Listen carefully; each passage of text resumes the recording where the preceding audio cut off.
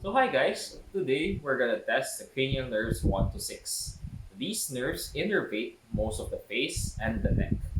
But before you do that, you have to ask for your patient's information, you have to introduce yourself, and you have to ask for the patient's consent. So hi, what's your name? My name is Rachel Miguel. When is your birthday? My birthday is on October 2000. So hi, I'm Raphael Miguel. I'm a first year medical student at the Manila Central University. So I will be doing tests to your face and to your neck. I will be touching your face and your neck. Would that be alright? Yes. Thank you. So now we're gonna do the test for the first cranial nerve, which is the olfactory nerve. This nerve supplies sensory information with regards to smell. So now I'm gonna ask the patient if she noticed any changes in her sense of smell. So did you notice any changes in your sense of smell? No. No obstructions. Nothing. You can breathe clearly, smell Yeah. clearly. So now I'm gonna ask you to close your eyes and compress one nostril. Smell this. What's that? It's coffee. Can you compress the other nostril? Smell this. There's nothing. Smell this. That's coffee. Very good. So for the next test, we're gonna do the test for the second cranial nerve, which is the optic nerve. The optic nerve supplies information from the retina to the vision centers of the brain through electric impulses. So for the first test of the optic nerve, I'm gonna ask the patient to cover one eye and read the Snellen chart. This is to test the patient's visual acuity. So please cover the other eye, one eye, and read until the red line. Okay. EFP, TOZ, LPED, PECFD, EDF, CZP, FELOPZD, DEFPOTEC. Very good. Cover the other eye. Read it again for me.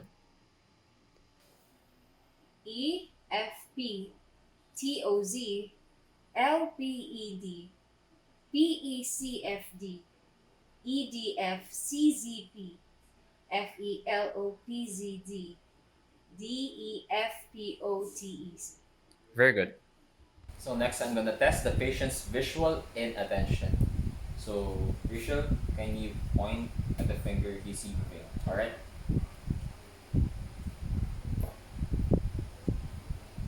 Both. This one. Excellent. So now we're gonna test the patient's visual fields. So I'm gonna ask a patient to cover one eye, then I'm gonna wiggle my finger in quadrants, then I'm gonna ask a patient if she can see it moving. Rachel, can you cover one eye? I'm gonna cover the mirror eye as well. Then point at it, at the finger, if you can see it moving. All right.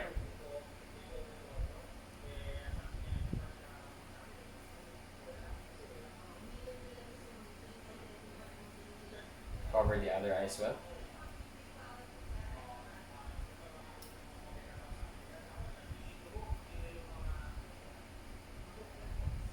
Excellent.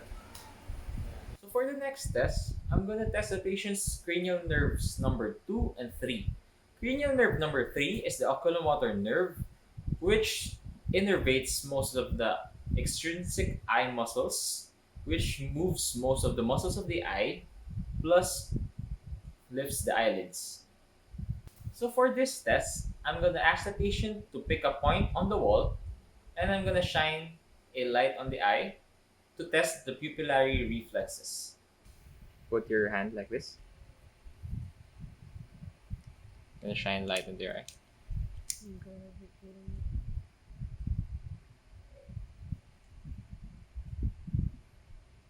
Other eye.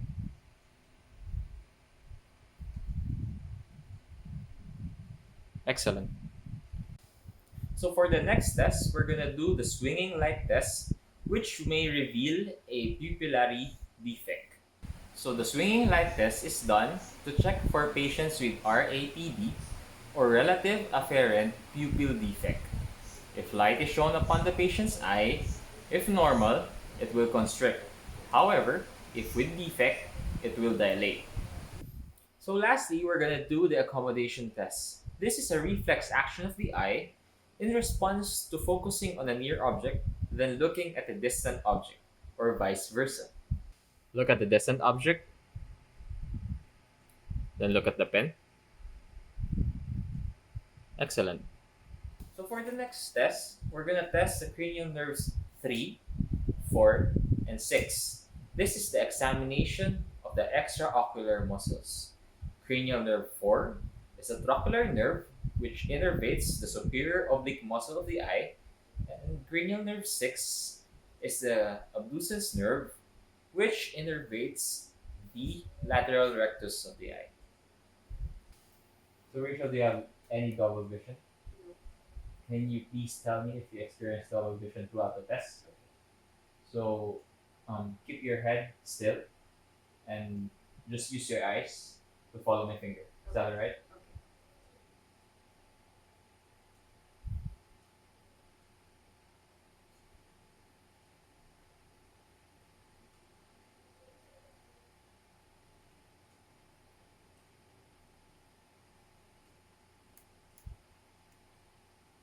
Excellent.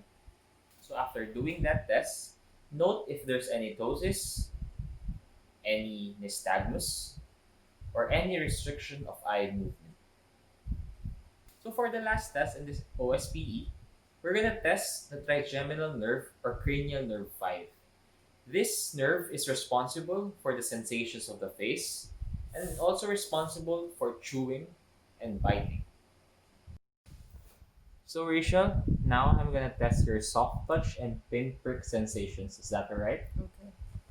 Now put your hand out. Can you feel this? Yes.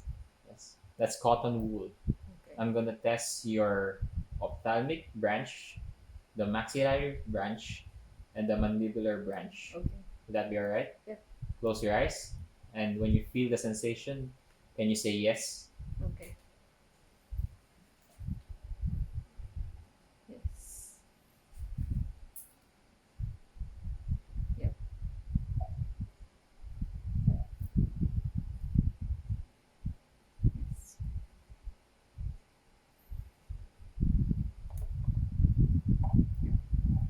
Alright. So for the next test, I'm gonna test your pinprick sensation, Rachel. Is that alright? Yes. Now put out your hand, and can you feel this? Yep. So close your eyes. Then once again, tell me if you can feel the sensation and say yes. Right? Yes. Okay. Yes. Yes.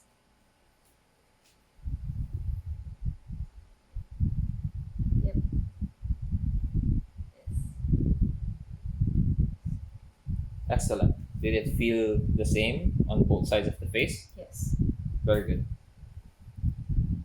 So now we're gonna test the patient's temperature discrimination. So I'm gonna use a metal pen light for cold sensation, and I'm gonna use my finger as warm sensation. I'm gonna ask Rachel to close her eyes and tell me if this is cold or warm. Would that be alright? Yes. Warm. Cold. Excellent. Now we're gonna test the corneal reflex. I'm gonna use a cotton wool. And Rachel, can you please tell me if you feel it? Okay. So Rachel, look at the tip of my nose. Can you feel that? Yeah. Look the other way. Can you feel that? Yes. Excellent. So now Rachel, I'm gonna assess the temporalis and masseter muscles in your face. Would that be alright? Yes. I'll be touching your face. Okay. Alright. So clench your jaw for me. Relax. Clench your jaw for me. Relax. Very good. So Rachel, now we're gonna test the muscles of the jaw for the purposes of mastication. So Rachel, open your mouth and don't let me close it. Resist. Alright, resist. Resist. Excellent. So this sums up most, if not all, tests for cranial nerves 1 to 6. In summary, this patient has an intact cranial nerves 1 to 6. Before you end, you have to thank your patient. Thank you very much. You're welcome. So that's it. This has been Raphael Miguel, and that's another OSCE guide. Thank you very much.